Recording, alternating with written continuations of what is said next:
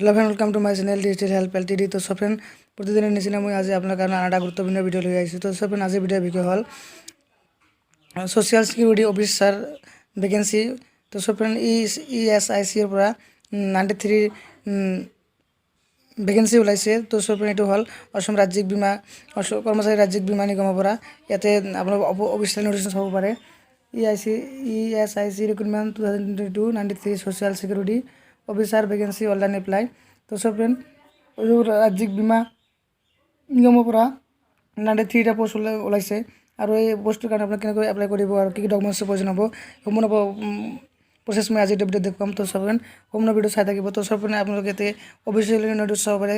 তাৰপিছত আপোনালোকে দেখা পাইছে employ state insurance corporation ECIC last date হ'ল 12 তাৰিখ 4 মাৰ্চ 2022। ঠিক আছে, Employment State Insurance Corporation (ECC) has released an employment notification for the recruitment of 93 Social Security Officer, Manager, Grade 3, Grade 2, Superintendent vacancy and regular basis by the Direct Recruitment in ECC. তো Superintendent manager আৰু grade 2ৰ কাৰণে এইটো post হয় আৰু অফিচাৰৰ কাৰণে আৰু এইটো permanent post হয়। আপোনাৰ এইটো অসম ৰাজ্যিক বীমা নিগম আছে, তাৰ পৰা 93 পোষ্ট এইটো ওলাইছে। এটা দেখা পাইছে আপোনালোকে none of the post social security officer manager and grade 3 superintendent none of the post আছে 93টা। ক্যাটাগরি ওয়াইজ এতে ভ্যাকেন্সিবিলাক দি আছে। ইউআর কাৰণে আছে 43টা, এসসি কাৰণে আছে 9টা, এসটি কাৰণে 8টা আৰু ওবিসি কাৰণে 24টা আৰু ইডব্লিউসি কাৰণে আছে 9টা। এতে ঠিক আছে স্কেল অফ পে লয়ালি 7 অফ পে ম্যাক্সিমাম আপোনালোকে দেখা পাইছে আপোনালোকৰ যি স্যালাৰি হ'ব 44,000 ৰ পৰা 900 আৰু 1,42,400 আৰু আপোনালোকৰ 7 চেন্ট্ৰেল পে কমিশ্যন আপোনালোকে পাই যাব। তাৰপাছত ইয়াতে আপোনালোকে দেখিছে eligibility category of the SSC recruitment. তো সব সেই বস্তুৰ কাৰণে আপোনালোকে এপ্লাই কৰাৰ কাৰণে ইয়াত আপোনালোকৰ এডুকেশ্যন কোৱালিফিকেশ্যন লাগিব। এই degree of a recognised university of the profession will be give then the graduation in commerce law management. তো সব আপোনালোকে এইটো এপ্লাই কৰাৰ কাৰণে আপোনালোকৰ গ্ৰেজুৱেশ্যন কমপ্লিট হ'ব লাগিব। কমাৰ্চ ল বা মেনেজমেণ্ট ক'ব পৰা। তাৰপিছত আপোনালোকে working knowledge of the computer include of the office sweet and database. তো সব তাৰপিছত আপোনালোকে ইয়াতে কম্পিউটাৰৰ মানে নলেজ থাকিব লাগিব আৰু আপোনালোকৰ যি ডাটাবেছৰ কাম আছে সেইবিলাক আপোনালোকৰ জনা থাকিব লাগিব। তাৰপৰা ইয়াত আছে experience disability 3 year service in government organisation or corporation or government undertaking or local body or schedule bank etc. তো সব আপোনালোকৰ 3 year এইটো এক্সপিৰিয়েঞ্চ বিচাৰিছে।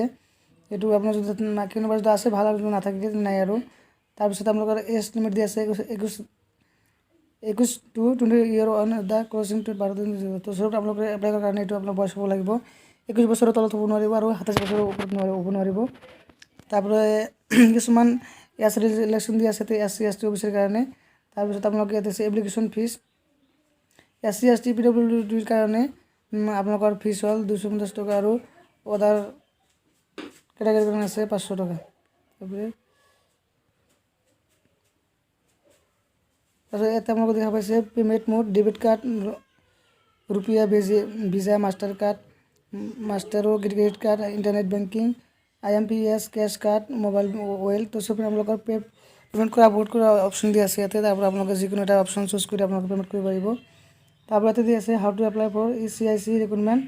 Interested and eligible candidate may be apply online for those vacancy by visit official ECIC recruitment portal. তো সব friend আপোনালোকৰ যিটো apply কৰাৰ লিংক হয়, ডাইৰেক্ট লিংকটো মই ভিডিঅ' ডিছক্ৰিপশ্যনত দি ৰাখিম, তাৰ পৰা আপোনালোকে ডাইৰেক্ট ভিজিট কৰিব।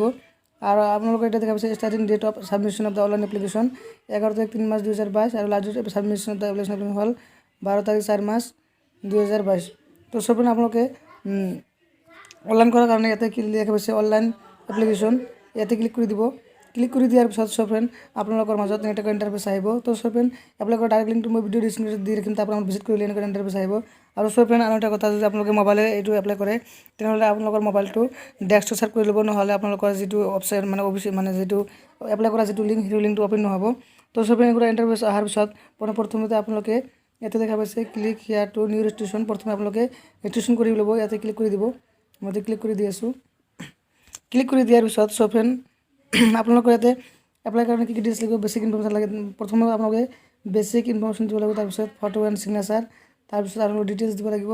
4 নম্বৰ প্ৰিভিউ, 5 নম্বৰ আপলোড আৰু 6 নম্বৰ হ'ল পেমেণ্ট আপোনালোকৰ। প্ৰথমে ইয়াতে আপোনালোকৰ নেম দি দিব, ইয়াতে ফাৰ্ষ্ট নেম দি দিব আপোনালোকৰ, তাৰপিছত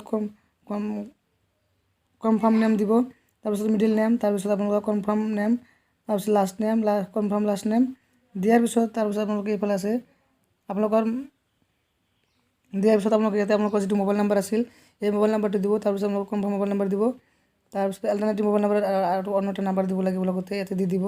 দি দিয়াৰ পিছত তাৰপিছত আপোনালোকে ইয়াতে আপোনালোকৰ যি ইমেইল এড্ৰেছ আছিল এই ইমেইল এড্ৰেছটো বহাই দিব, তাৰপিছত আপোনালোকৰ ইয়াতে ডমিনি নেম দি দিব, তাৰপিছত আপোনালোকৰ কনফাৰ্ম ইমেইল এড্ৰেছ কৰি দিব, তাৰপিছত আপোনালোকে এইটো কেপচাৰ কৰা আছে এই কেপচাৰটো কাৰ্ডটো বহাই দিয়াৰ পিছত ছেভ এণ্ড নেক্সটত ক্লিক কৰিব। আপোনালোকে ডিটেইলছখন ভালকৈ চোৱাৰ পিছত ছেভ এণ্ড নেক্সট কৰি দিব, কৰি দিয়াৰ পিছত আপোনালোকৰ ইউজাৰ আইডি আৰু পাছৱৰ্ড আহি যাব। তো তাৰপিছত আপোনালোকৰ যি বাকী ডকুমেণ্টছখিনি আছিল এইবিলাক আপোনালোকে আপলোড কৰি দিব। দিয়াৰ পিছত আপোনালোকৰ যি একনলেজমেণ্ট আছিল সেইটো আপোনালোকৰ পে'মেণ্ট কৰাৰ পিছত ওলাই আহিব। তো এনেকৈ আপোনালোকে এইটোৰ কাৰণে এই পোষ্টটোৰ কাৰণে এপ্লাই কৰিব পাৰিব। তো আজিৰ ভিডিঅ'টো এইখিনিতে। যদি ভিডিঅ'টো ভাল লাগে লাইক কৰিব, শ্বেয়াৰ কৰিব আৰু এনে ধৰণৰ নতুন ভিডিঅ' পাবলৈ মোৰ চেনেলটো ছাবস্ক্ৰাইব কৰি বেল আইকনটো বজাই ৰাখিব। Thank U.